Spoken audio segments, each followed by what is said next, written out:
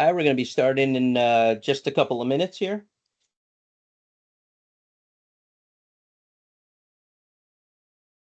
Pretty much at 2 minutes after the hour, we'll get started.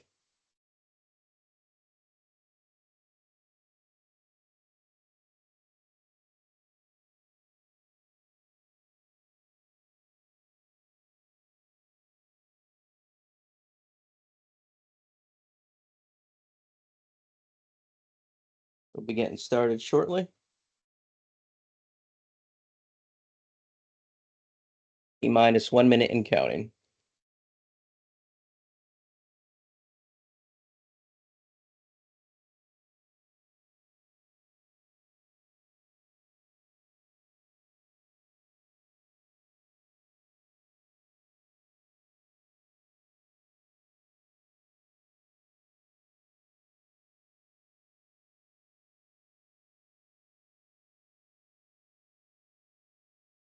Starting in about 30 seconds.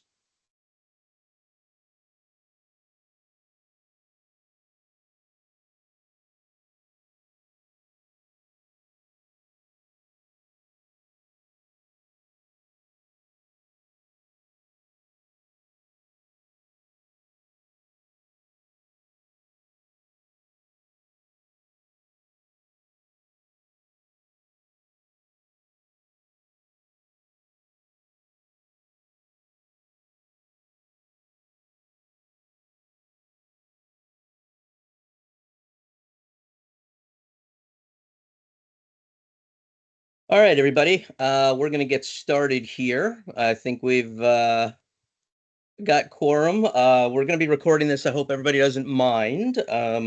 Feel free to keep your mics muted at this point so we get to some questions towards the end. And then additionally, we will be able to send you out this presentation. We'll talk about how to get that at the end of this as well. Having said that, all right, we're going to jump right in. Let me make sure that the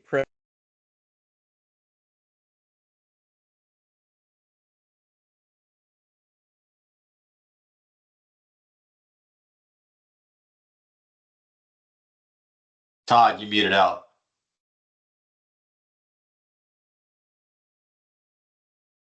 I've lost your audio, Todd. I think you are speaking on mute. All right, I think somebody muted me. I didn't mute me. I think that may have happened by somebody accidentally. Okay, I'm going to reshare the presentation. Please, nobody mute me, although it is kind of funny if you do. Having said that, let me bring up the presentation here, and we're going to get started. All right, so everybody can see the presentation? Brett, you want to validate? You can see the okay, there we go. Somebody sent me a thumbs up. Perfect. All right. So, hi, everybody. Thank you for joining us for TechDemocracy and Delinea present Ensuring the Win, a three-stage approach to identity security. So I am Todd Rawson, CEO and Chief Strategist of TechDemocracy. Been in the space for a good oh gosh, getting closer to 25 years here almost. And then joining me, of course, we've got Brett Jones. He is a sales engineer and certified ethical hacker from Delinea. So we are not going to try to waste too much time here. We're going to jump right in. So we have a couple of things to go over here. Both this approach that we like to take for customers in the space to really get an idea on what you should be looking at and how to migrate from the what should you do's to the what excuse me, what can you do's to the what should you do's when you're talking about really not just identity and access management. This really applies to almost everything within the IT sector. Having said that, though, I would like to try to keep it within the IAM space, and then we're going to have particular push into the PAM aspects of this, which Brett is going to jump into on the Delinea side. So first and foremost, again, we want to make sure that when we're planning this, we're taking a proper approach. I say this because a lot of the customer space out there has a tendency to buy first. And what I want you to understand is before you go down the road where you say, I think I should look and procure the potential stack from Delinea, where are you in terms of your process? Where is your identity data? Where is the prep, so to speak, or the aspects that really need to be in a line before we go down the technology side? Meaning, well, right now, if we go A to B to C in our process for how we manage privileged or elevated security account accesses, we go A, B, C, we drop down to N, we come back up to E, skipping D altogether. Well, guys, we have a broken process here. And if we have a broken process, that's going to show itself. Why? Because let's keep going with it. Okay. We have asterisks. That's how Todd's doing it today. Double asterisks. That's how Brett's doing it today. Well, guess what? You have a people problem. You know, the old people process technology. We just answered two of those. And what's going to happen is your identity data and really governance and the like are all going to be problematic because you have a broken process and you have these siloed sort of approaches by individuals, the people and the process issues. And you know what? Put Delinea in at that point all you want, and what's going to happen is you're going to have a fast version of a broken process and bad data. So the goal here is to get those ducks in a row, get that stuff cleaned up, get it where it needs to be. So now when you do your Delinea implementation, what's going to happen? Well, two things. I'm going to go to the next slide because it's going to help me with this.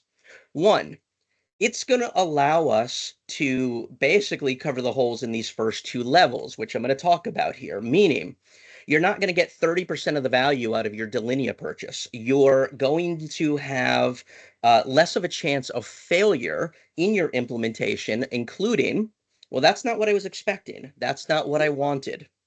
The goal of this being that if we follow this tried and true process, your success rate goes to near 100%.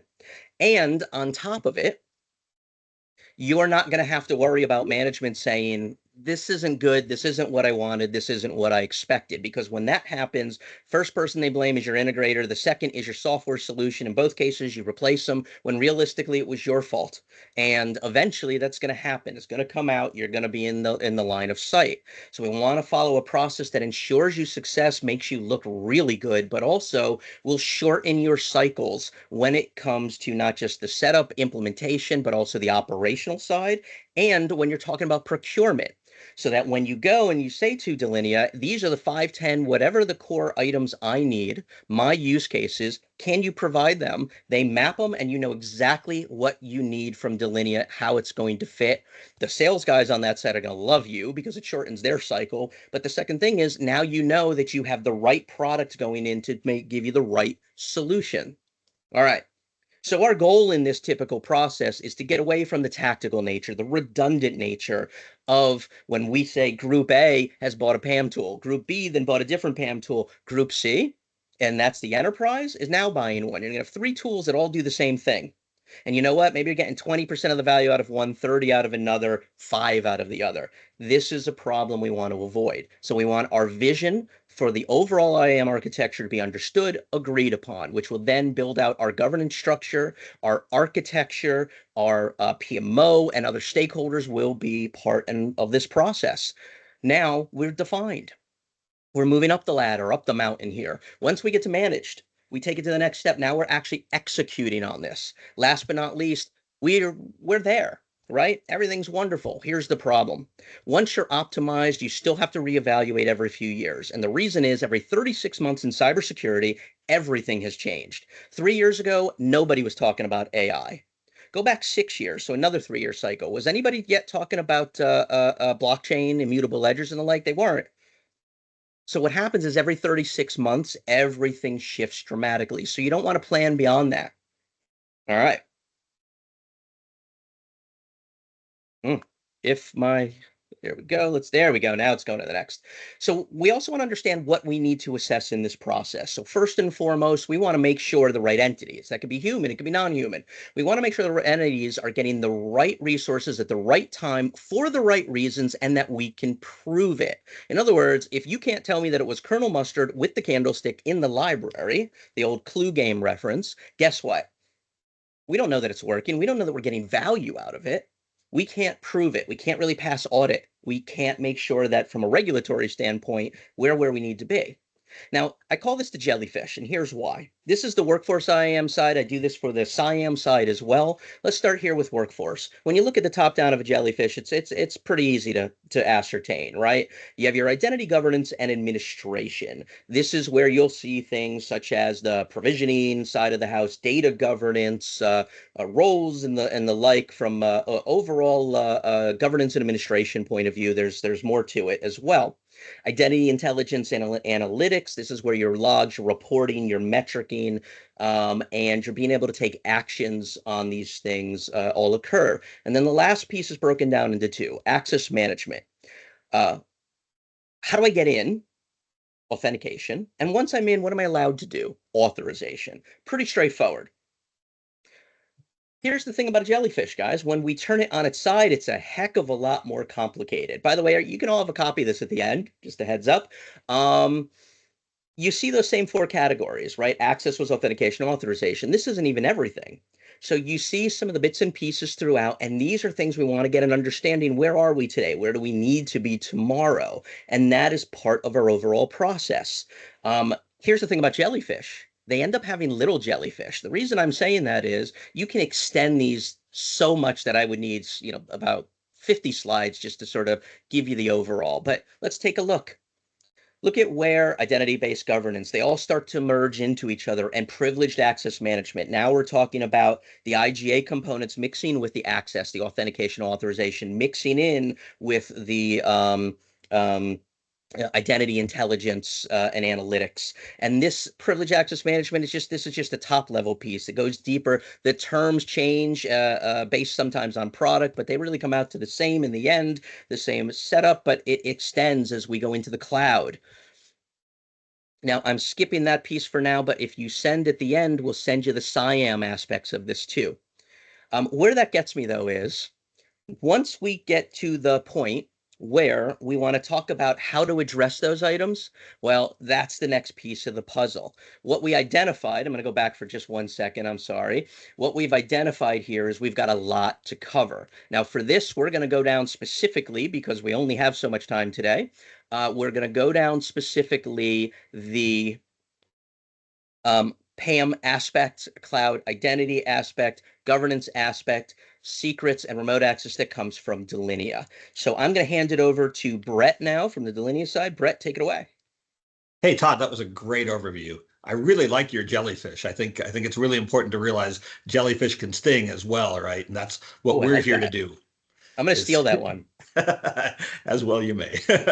One of the really great things about working with integrators like TechDemocracy is really that they get a holistic overview of what's going on in the environment.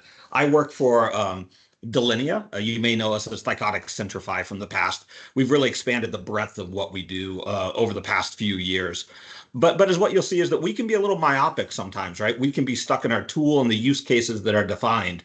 And the great thing about talking to people like Todd is he sees your whole enterprise, he sees your whole plan, and then he chooses the best tools to fit the right use cases to really help move you along that curve that he was looking at before, where you go through the planning phase and through everything else. And I think that's the fun part about talking to people like Todd, who obviously has a lot of experience and a lot of good knowledge in the industry. I don't want to bore you all too much. I'm here to talk about Delinea. Delinea is we started out as a privileged access management tool, but you'll see there's a real transformation happening in the industry where sort of everyone's sort of moving over towards identity security as the new buzzword. You'll notice that I always think of identity and privilege being intertwined. I think of them like those old pipe cleaners we used to use for crafts as a kid, where it's really hard once they're twisted together to determine what's an identity issue and what's a privilege issue. And that's one reason why a lot of the industry is moving to sort of consolidate into identity security and less identity and privilege being separate. When we talk about the sort of use cases that we address, this is what I consider sort of the 6 main pillars of what we do, right? The basic secrets vaulting, we have Secret Server, which is a really good product, easy to use. It does things like it goes out and it'll automatically find your privileged credentials, pull them in, vault them in a secure vault, use RBAC to control which users can access which secrets, record all of those sessions that are used. So really, it's about brokering an identity and using it to do something. There's a number of other use cases buried in there, things like service account management, things along those lines. One of the newer pieces that sort of all the whole space, sort of the whole PAM space is getting into is remote access. And we've seen a huge uptick in requests for that. This is really sort of a move away from ZTNA providers with their on-prem devices, really trying to move also away from VPNs to find a secure way to get your contractors and vendors into a network without getting them on a VPN. And really is what it does is it starts an RDP or SSH session securely in a browser, so the user's sandboxed in that session, and tunnels the user in and drops them on the endpoint where they're going to do work.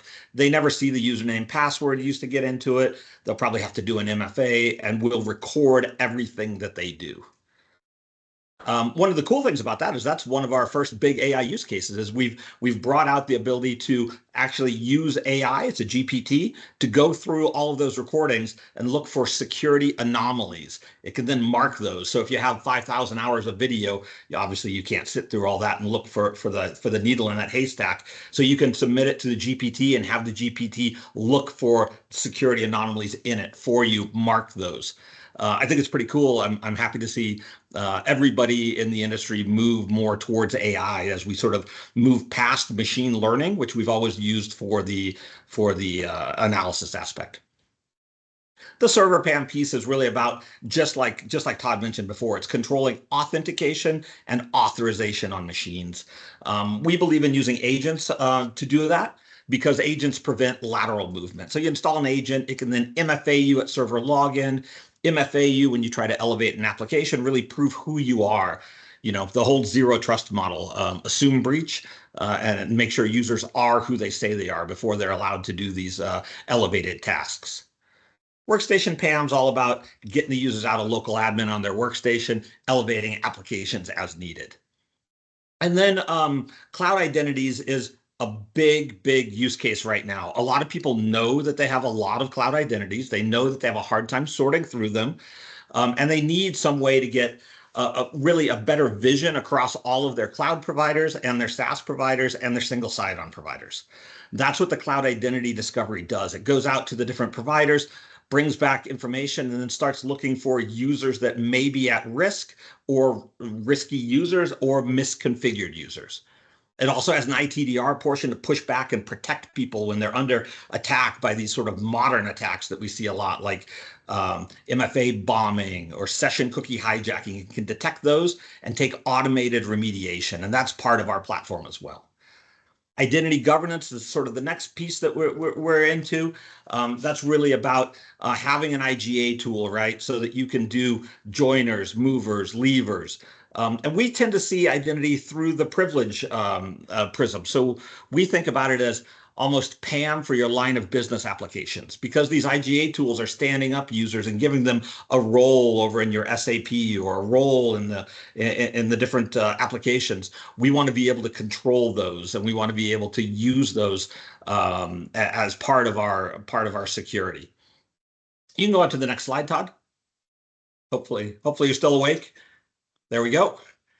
And this is a slide really just talking about the fact that what we're really trying to do is we're trying to build context around identities so that we can use that context to determine what is, maybe a privileged user, or what should be happening or what shouldn't be happening, then to use both machine learning and AI to discover those spots where someone's doing something that they shouldn't be doing, right? So it's all about helping reduce risk in environments by controlling identities and privileges.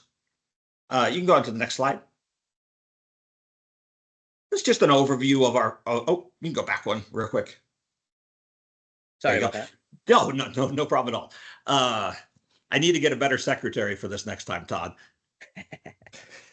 This is an overview of our platform and really goes over some of the basic use cases that we you can see the vaulting up in the upper left side.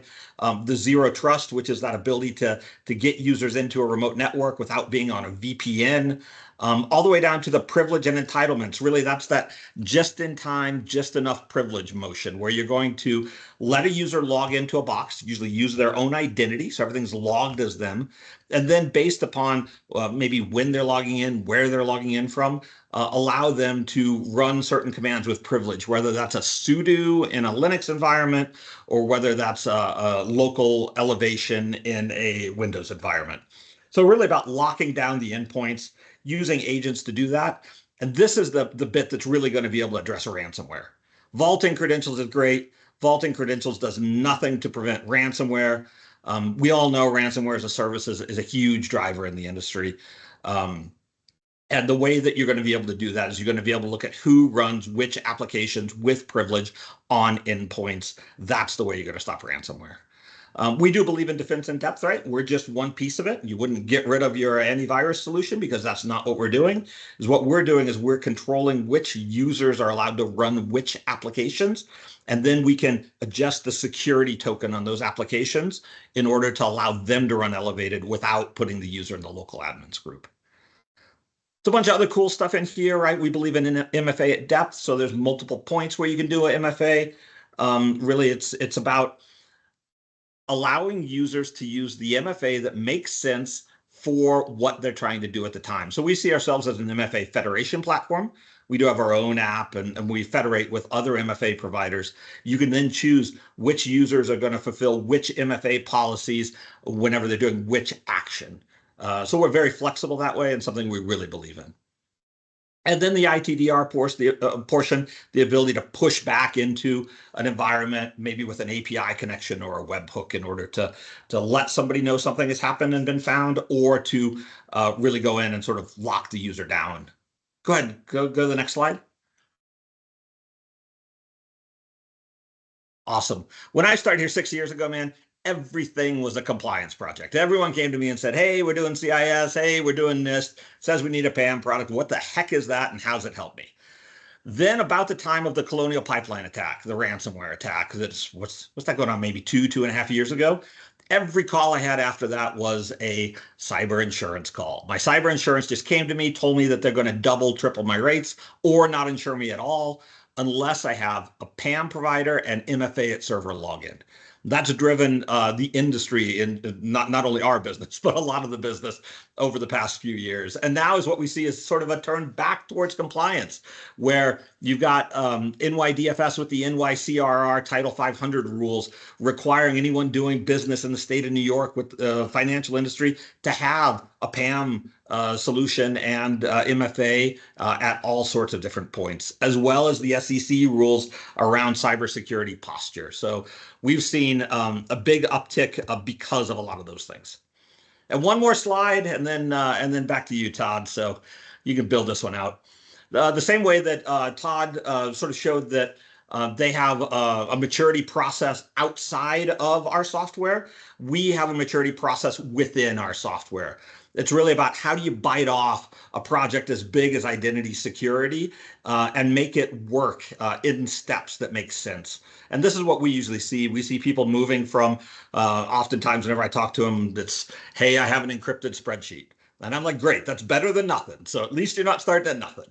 Then we move on to phase one, where we're going to vault credentials. We move to phase two, where we're going to start the just-in-time motion, where we start looking at who's running what. And then if we're lucky, we get the three, the adaptive motion, where people really start using AI, machine learning, things like that. They start to go passwordless and they start to find ways to do things in their environment that are more advanced. And that's sort of the last phase that we get to. And it's very similar to sort of Todd marching the whole process through different phases.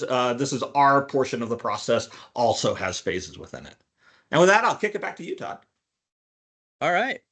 Well, so funny enough, when it comes to those phases, I have a slide specifically as well from an overall perspective. And as you'll see, guys, what was just shown maps very distinctly into this as well. When you are executing this process, it's really three phases. Strategic assessment, first and foremost, I'll go into that in just a second. followed by defining your future state, and then actually planning that run state. What does this mean? Well, first thing you have to do is get an understanding. What does your org want? What do you need? But what's working today, what's not? Why I say that is, you remember my earlier example of A to B to C, drop down, and that whole thing, right? We know through this type of model what's working, what's not. We want to analyze that. We want to get an understanding of what is going on in the organization first and foremost so that we can plan. When you say, or we get required because of cyber insurance, that was a great example. Well, what do we really have to patch up here? Is it as simple as just plugging in a tool? That may get you from a cybersecurity insurance. They may say, sure, you check the box, but it doesn't necessarily mean if you don't follow the process that it's going to have the impact to prevent any you name it, hacks, ransomware, etc., which is very much where Brett was just going. So we want to get that understanding. We then want to also understand what happens if we don't fix these things. What's the cost of doing nothing at the end of the day? So we want to understand the risks. They can be operational, they can be security, they can be financial. What does a fine come out to from that aspect? Could be $10,000 fine, could be 10 million. That's the problem. Not really quantifiable, but it is a security and risk and realistically financial thing to keep in mind. On top of that, brand damage. Here's the thing. You don't want to be the one in the news. You don't want it tied to you. You don't want your organization, you don't want the stock to go through the ground because you did not, or you said you had these covers and you didn't, had these covered and you didn't. And here's what I mean by that.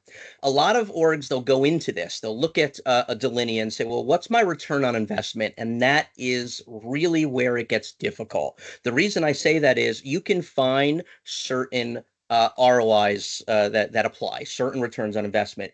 But you have to understand that this is all about managing risk. So at the end of the day, our ROI is a little bit different. Ours really means risk of incarceration, the other meaning of ROI, because we are signing off at the top level that we are attesting that what we say is true, that we have these tools in place, that they're there to protect us. We're doing both preventative and detective, the protections. Okay. Having said that, we want to make sure we understand those risks, the costs of doing nothing. That gets us to the next phase. We take this, we want to build out requirements. All of these items, all of these issues, all of these things we need to fix should have full requirements to mitigate them. And I don't mean, hey, just put a tool in. It has to have something behind it that we can test. So, an example, I'll go on the IGA side for a moment. We want our workers to be able to be, right now we have a 4-week process once they've started to get them all their accesses. We want to take the 4-week process and make it a 2-day before starting process to have all required accesses, or maybe day 1, or whatever that requirement is. Now we can track it. The next piece of it is to say, great, we know what the problem, we know what the solutions are from requirements. What would this look like? Now, you have to remove the fact that you don't have enough budget or personnel or time to get it done, because we want to build the reference architectures. What you're going to do here is build out, here's what this thing will look like in the future. If I was to do everything, what can I do? Taking those requirements, here are my reference architectures. Here's where PAM fits in, IGA, other access management, whether it's at the SIAM level, workforce IAM level, it doesn't really make a difference. We want to build these out. Now we can do a gap analysis that says issue, requirement, current state, future state. Now comes the last and most fun part. We want to take those items that we know here. We have the requirements and say, now let's put the logic back in. You don't have enough time, money, or resources. Put it back in, and now you build your roadmap. And don't end at just a little nice roadmap with a set of boxes on it, because you need to do a little bit more than just that. You want to make this actionable. In order to make this actionable, yes, we want a nice swim lane diagram. What fits into the PAM category? What's in the IGA category? Maybe directory management. Maybe, you can list all of these out, and every box on it in your roadmap should have something of significance behind it. So we typically say, rule of thumb, don't go anything more in a phase than 6 months. The reason is, if you can't show something in production in 6 months, and you may have 1-month releases, you're agile, but if you can't show something in production in 6 months, your management's not going to want to give you budget. So you may have to chop it up into multiple projects, and that's fine. Take those boxes and build out a work breakdown structure behind it, an implementation plan, says constraints and dependencies. Even if you don't know what, let's say, your PAM tool is, that's okay. You can plug it in later. What are the timelines? How are you going to take it from a standardized task-based process from development to test to production? So test QA into production. What are the outputs and deliverables? Design docs, communication plans, test plans, on and on and on. What are the resources required? It's 50% PM, 50% architect. We need 1.5 engineers. We need 3 SMEs, each at about 10%, and then one at 20. That'll be our AD person. So whatever those SMEs are that have to be involved, analysts, testers, etc. Now you can take it and budget against it. So for example, 6-month project, if we say 1,000 hours for a full-timer, but it's a 10% PM, that's 100 hours. We take that 100 hours and we say internally it's going to be $50 an hour. That resource is going to cost you $5,000.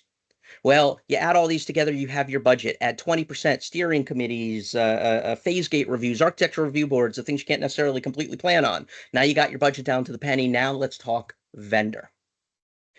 Get an understanding what are the 1, 2, 3, 4, 5, however many will fit your use case, the pros, the cons. Here's the rest of them, why they're not a fit within this space. Now, when you go out to your vendors, you know exactly what you need to ask for. They're going to know exactly what to show you. You're going to save the time, and guess what? At the end of the day, this thing is going to run rather effectively. Last but not least, make sure you plan how you're going to grow and feed this thing, maintain it over time. Post-production operations, everything from building out racing matrices to hiring plans, whether you're going to do managed service or staffing, or are you going to keep it in-house? And if you're going to keep it in-house, do not make your operations guys do the projects because your ops will start to drop, your operations. They're going to get yelled at. They're going to run over to do ops, and then your project's going to start to fail. So you have to have those things understood, but also you want to make sure that you can care and feed for this thing in the future. Now, probably asking yourself, beyond this, what would one of these things look like? Well, a couple things I want to keep in mind here. Number one, there's a lot of vendors out there that will show you their version, maybe. Maybe not. If they can't, you don't even want to talk to them. If they can't show it to you in a follow-up, here's what our process would look like. Second, if all they give you at the end of the day is a beautiful PowerPoint and that was your assessment tool or was assessment deliverable, you need to run screaming because PowerPoints are not something you can truly take action on. They're for presenting, especially to management. If you ever want to see our process and how we do it, we're not misers. We'll show you. You can run this yourself, or you can use an org like ours who does this. Which gets me to when the screen will actually change. There we go. Was brought up NIST compliance. This is this shameless self-promotion. I'm not going to sit too long on it, but to give you an idea of where these things fit in, how we consider them, where they fit in, and how you want to have that NIST compliance framework as your backing as to how you're doing things. Last but not least is this, because we're going to open it up in about 30 seconds here for questions. And that is, we have questions and next steps. So I have my email address there. You're also welcome to link in solutions as well at techdemocracy.com, our website, Delinea's as well. If you want to reach out to Brett, shoot me a message. I will hand it right over to Brett. We'll get him lined up very quickly. We may also add him to this and send this out. The reason I say that is if you send me, Todd, an email, I'm going to give you this presentation, but we have an extended presentation which goes deeper into the weeds on PAM, also goes deeper into the weeds on SIAM as we had time barriers on this one, which is why we didn't really go down the SIAM side as well. But if you shoot me an email with that request, you will get this presentation, you will get the extended presentation, you'll also have both mine and Jeff's follow-up information. So please feel free to. Now, on that note, what I would like to do here is see if anybody has any questions. And now, if you would like, is the time, if you do, feel free to unmute, and then either Brett or myself will be able to answer them. Anyone? If not, I'm going to have to make up my own questions. All right. Hey, Brett, I have a question for you.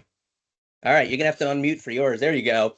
Sure, which Todd. is this? A lot of organizations, they look at PAM from an internal perspective, and when it comes to SIAM, the customer identity management, it's typically outside of what you'll see from the current scope of most PAM projects. But there are some things from a SIAM perspective, I do believe, that we want to be aware of, whether that's accounts, whether it's things that will tie in from, bot management, now that we have AI and the like. Where do you see that from, overall PAM and or Delinea perspective, from management of those accounts? I would say for us, probably the most important part of that would be discovery, where we can help people go out and sort of find those accounts where they exist within a directory. So you'll probably have some way that they're entered into the directory already, maybe a web page, something along those lines. But we can go out and discover them so that you get some idea that they exist, and really sort of scan. So that's one thing that we do in cloud environments is really, people already have ways to bring them up. People already have ways to bring them down, but they don't necessarily know they're there during the lifetime, right? So the ability to go out, discover things, bring them in, track them, and report on them is quite important. All right. Yeah, it makes a lot of sense. I know we do get asked a lot, on our side as a services firm and managed services firm, when it comes to management of these services, everything from the authentication, authorization, the PAM side of it. Well, because now when they start talking, over your head with, well, we've got a multi-tenant cloud environment where we have to push our policies down to the microservice transaction layer, and everyone's eyes start to gloss over. What I have found though is that realistically, the things that we know, the way it applies to PAM, the way it applies to authentication, the way it applies to authorization, those significantly don't change in the truest sense. It's really just how they get pushed down these days across these environments. One of the examples I like to use myself is, the old paradigm was, okay, I want to get into an application. There's a bouncer at the front door, and he goes, "Who are you?" And I'm like, "Oh, I'm T. Rosson, 8675309. There's my password." And then he goes, "Okay, you can come in," puts a little band on. Now I need to go into the back room or the utility room, and that's where the PAM aspect comes in. And it's not just authentication, there may be a re-authentication, but there's another guy there who also needs to understand not just who I am, but what I am.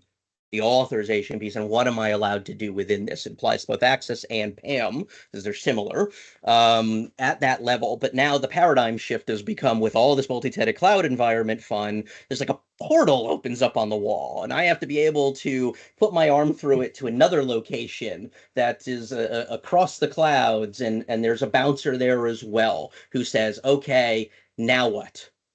And Yeah, that's it's where really the aspect interesting. of, yeah, I, it I gets think very that sort of interesting. goes into machine identities and programmatic access and controlling that. And like you said, it is similar to the way that humans do it, right? Is what we want to do is force the programmatic access to come to maybe a vault, get a machine identity, or grab a machine identity off a box, right? So that's one difference in the cloud, is that the cloud, all the machines have their own identity.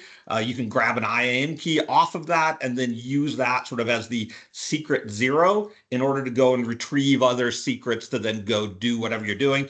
It gives you a really, is what we're trying to get to, is an immutable record of who's used what and what did they do with it whenever they had it, right?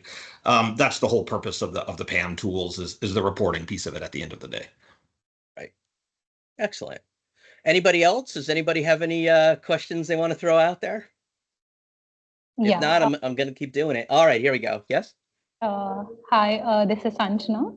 So No. I'm in security for like 6 years. So the overall session feels so great to have all this three-stage approach and everything. So here I have a question for Delinea team. Majorly, when you identify yourself as a PAM, privileged access management system, how do you identify or how do you differentiate yourself from all the other existing PAM tools? Yeah, I don't want to badmouth anybody. I'd like to stick on sort of what we do, right? And what we do is we have the whole breadth of a PAM solution. Gartner kind of breaks it down into two sides of it. They call it PEDM, which is privileged elevation and delegation management, and PASM, privileged account session management. So we cover both those sides, which is what you'll see from all the leaders in the leader quadrant, which, by the way, we've just done very well in. So if you've had a chance to look at Gartner, you'll see us have improved. And is what I would say about that is that we are known to be easier, We were the first ones to the cloud. We're ahead on the cloud. We have our own SaaS platform that we've built. It's completely cloud native, runs microservices, really an interesting architecture. And I think that we're known to be quickest time to value. You start talking about the cyber insurance use case, you don't have 18 months to putz around trying to get into someone's professional services program to stand something up. You need something that's pretty easy to stand up and pretty easy to show that you're making progress with, like Todd said earlier. After that 6-month period, if you're not able to show you're making progress, your project could be in trouble. Correct. So when you say all the stuff, including the cyber insurance and all this terminology, I want to understand, is there a process for auditing included into it? How do you manage the auditing in your PAN tool? Yeah, so much of that is in the reporting aspect of it, right? So we're going to be able to pull reports and show which things are within the vault and who has access to them. But more beyond that is what we're seeing right now is a big push in auditing of the cloud environments. Can I understand, is my AWS environment SOC 2 compliant, right? And our application has the way to do those sort of checks to go through, make sure every user has MFA, make sure all the different things that you would need to do, and it can show you sort of how you comply with those different sort of compliance regimes. But mostly it's all about reporting in that case is what I would say. Todd, did you have a comment on that? No, I mean, honestly, I could go on for a long time from some of the key, I'm going to have a pun here, delineating factors as to why to go with Delinea versus what are some of the other technologies out there, which will, like Voldemort, oops, be unnamed right now. But my point being that um, as this market has grown and from a segmentation approach, there are certain key leaders. And as you will find, Delinea is really in that sweet spot these days. Both Got it. Gartner saying it, but also from a market perspective. Got it. Also, I would like to ask one more thing. Sorry. um, how do you introduce AI? Like, does this auto access assignment or the zeroed access being taken care by the AI assessment tools, or are you gonna put in that kind of workflows into the system, or is there any involvement of AI technology in Delinea So PAN tool? I would say right now most of the access pieces are sort of conditional access, which you would classify more as machine learning for now, where it looks at sort of buckets of when someone's logged in, where they've logged in from, which things they have access to. Is it Tuesday? Is it between 5 and 6? Is that unusual for what their pattern of behavior? The AI pieces that we have, we have hackathons on a quarterly basis where all of our devs get taken off of their dev work for a while. They come up, they present a PowerPoint, and then they come through with their AI use cases. It's been really interesting to watch the different things people have found. We have an LLM that's already been trained on all of our documentation, for instance. One of the things we'd like to get to is that LLM is trained also on the schema of the backend so that it can write the SQL that's going to create reports so that you can start doing sort of natural language queries for reports. We have that AI tool that's able to watch a video and mark things that it sees as security anomalies in it. So we're looking for interesting places to use AI. We see AI as a tool. That tool will help us sort of build context around a lot of what's happening, right? But we don't see it as anything that's going to take over. Instead, it's going to sort of replace the machine learning so that it becomes deeper and smarter at what it does. Have you seen AI, Todd? I could go on for a while. I hate to say this to you. I'm going to be really quick because we're going to run out of time. So I just want to do a quick one on that one, which is um, instead of going into the weeds, I will say this. Every single product out there is adding in AI. You're going to see this change the market significantly. It already has, but from the identity and access management standpoint, every single product out there is adding it. Similarly speaking to what Brett said, they're starting a little bit on the how can I help to do, policies, workflows, rule sets, and the like, but it's going to expand well beyond that. It's just really timing at this point and testing. I can't go too much deeper because I got about 30 seconds left here on our time. But what I wanted to do is say thank you to everybody. If you do have follow-up questions, you can send them here within the teams. You can also send them to me, even if they're for Brett. We'll make sure we get Brett in on that one as well. And what we're going to do here is it allows us to keep going forward from that perspective. And again, feel free to send us a message. You can have a copy of this presentation and the additional presentations, and we can go from there. All right, so thank you everybody who has joined. We just hit our timeline, and appreciate it. And by the way, I'm not going to be mad at anybody who wants to send feedback, positive, negative, or other. Always good to hear. So thank you again, everybody, and take care. Thanks, everyone. Bye-bye. Thank you. Thank you so much.